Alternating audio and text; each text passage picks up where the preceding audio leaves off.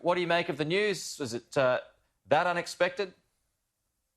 Look, it's big news, Pete, in the sense that this is easily the most important decision that Joe Biden has made in this campaign. This is going to resonate for the rest of the couple of months until the November election. Kamala Harris was the favourite, but only just. There were about 6 people that were mentioned. Susan Rice, the former Obama National Security Advisor, was one of those. But Kamala Harris is the safest choice, I think, for Joe Biden. That's what you're going to be hearing, I think, a lot in the next 24 hours, certainly from the Democrat side.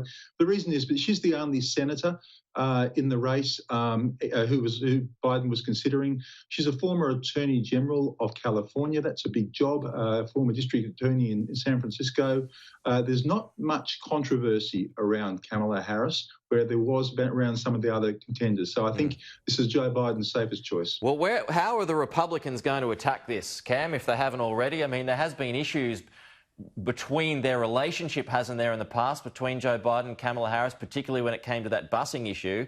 And she has inferred in the past that Biden was a racist, hasn't she? Well, she had a go at him famously last year in one of the Democrat debates over the issue of busing, school busing African-American kids to white schools. Criticised him over his policy on that. And the Biden family was quite hurt by that. Jill Biden, Joe's wife, described it as a punch to the gut.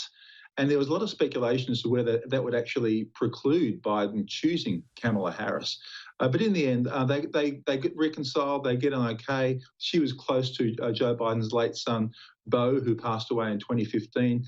And so I think in the end, Biden looked at Kamala Harris and thought, look, you know, you tick so many more boxes than everyone else on the ticket here, and we're going to go with you. Now, she, of course, will be the first female vice president in the US ever if Biden is elected in November. Yeah, I mean, this is a historic choice, right?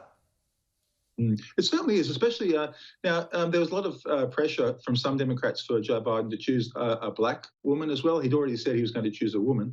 But with the George Floyd protests and the general simmering debate over race in America, I think the Biden camp thought that this was just the right time to get someone like Kamala Harris up there. Now, it's really interesting, Pete, because some of the liberals in the Democratic Party are not so happy with Kamala Harris. I think she was a bit tough with crime, law and order when she was the Attorney General in California. But I think that'll probably play quite well for the Democrats because, as you know, Donald Trump is trying to, one of his main themes is the Democrats won't be good on law and order. So this will help Biden counter that claim by Trump, I think. And she comes from the right of the party, doesn't she? So it's a continuing shift away from the left side of politics when it comes to the Democrats anyway.